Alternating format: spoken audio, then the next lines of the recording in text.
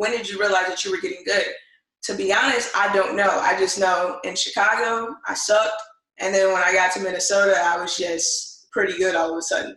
I'm not sure what happened in between, but that's the way that I remember it, which is kind of weird. But I know, one of my older sisters and my brother, they used to work with me, but I don't quite remember that process of working to be better and things like that. But I do know my brother spent a lot of time with me.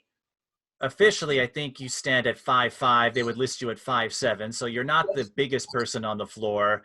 Mm-hmm. So for someone in your situation, because there are a lot of great basketball players who maybe don't have the height, so they're not, the towering figures like Candace Parker or Brittany Griner or Elena Delle Donne, what have you. How do you compensate for that? And what did you focus on where you would not let your height or lack thereof get in the way of what you wanted to do? I would definitely say my attitude towards the game. So even though I may not have been the biggest player on the floor, I played like the biggest player on the floor. I would say my heart was kind of unmatched. But then when you want to get into the fundamentals and the technical speed, I use my speed, right? Because a lot of players just couldn't keep up, especially some of those bigger players. So bringing them out and using my speed, and then, finding different ways to finish at the rim, to either finish over them, underneath them, or around them, right? When did your trash talking come into play? Because I remember a conversation we had a couple of years ago, and you noted that was one way you would try to psych out your opponents and keep your focus intensity up. So when did that become an element of your repertoire? Honestly, I would say so. I'm from Chicago, and if you don't know much about Chicago, you know that it's kind of rough, growing up there and things like that. Thankfully, my mom put us in better places, so at least by the time I was a little bit older, 7, 8 years old, I didn't have to deal with the things that maybe my older brother and older sister had to deal with. But you really learn to kind of be aggressive, assertive. Like, I don't know if this is family friendly, but you learn not to take any shit, you know what I'm saying, from an early age. And so you take that, and then you also take the fact that I played with boys until I can remember, and I still do to this day. When I go in open gym, I'm playing with almost 95% guys. Like, unless I go to an all-girls open gym, I've never played with another girl when I'm just playing basketball, hooping, or anything like that. So, and guys, they talk trash all the time. So at that point, it's either like put up or shut up, and I don't care who you are. As long as you bleed the same blood as me and your blood is red, then I'm going to go at you just as much as you go at me. So do you recall your first varsity game? You played your way up. I imagine you were killing it on the youth teams. And you had a lengthy varsity career. I think you played 5 years. Do you remember the first time you suited up and what led you to Tartan? So I lived in Oakdale. So that was the reason why I went to Tartan. I went to Skyview, the middle school. And my sister, she was already at Tartan. But, my mom was thinking of moving and things like that, maybe back to St. Paul, so forth and so on. But at Tartan, the coach at that time was Bill Larson, who's the head of North Tartan. And he saw me play, obviously, and he's like, I really want you to come play for Tartan. And I'm like, okay, I probably was going to go there anyway. And I believe I was in 6th grade at the time. And so during that time at Skyview, I wanted to play on the basketball team in middle school, but basketball didn't start until 7th or 8th grade. So they denied me. And I remember we went to the principal and everything because I was playing up pretty much my whole entire life at that point. And me being a 6th grader, I'm like, I want to play.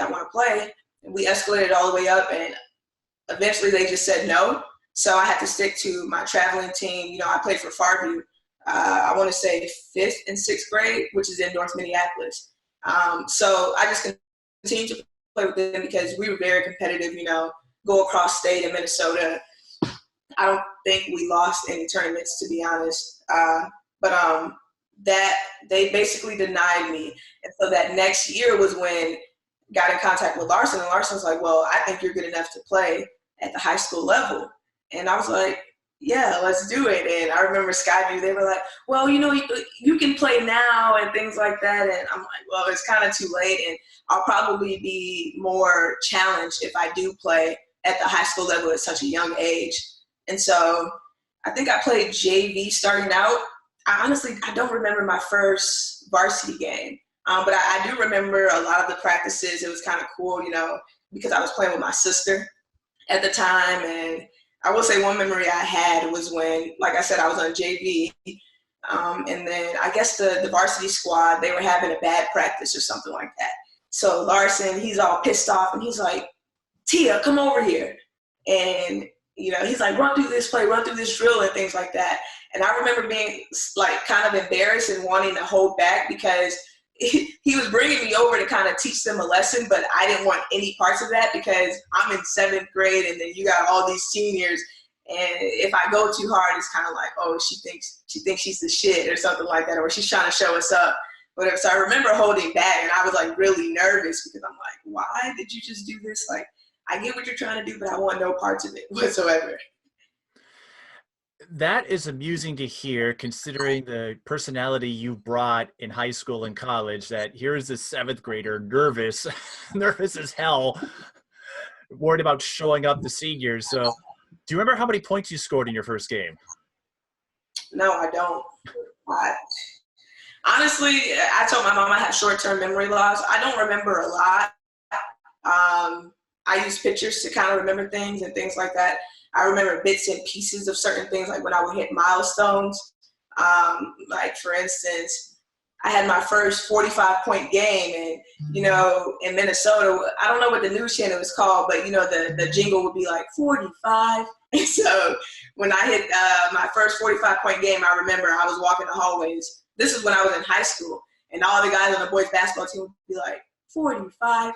And it was just kind of like the ongoing joke at that time. So that was honestly very cool, and I remember it to this day. So that's kind of the nature of how I remember things.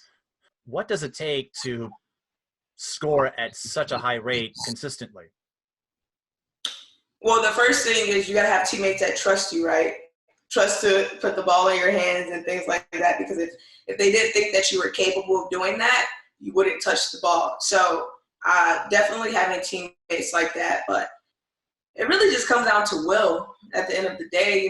Like I said about that confidence, I didn't think that there was anyone that could stop me.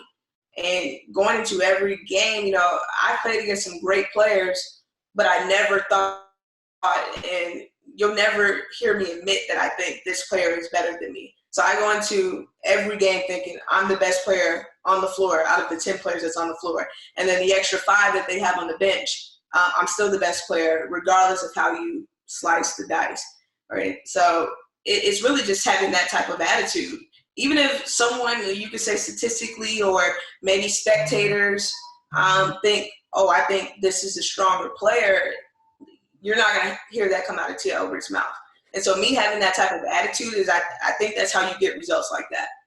Do you recall that season where you got 1,000 points, or those games where you had 51, 55, and what you made of it when you realized what you had done?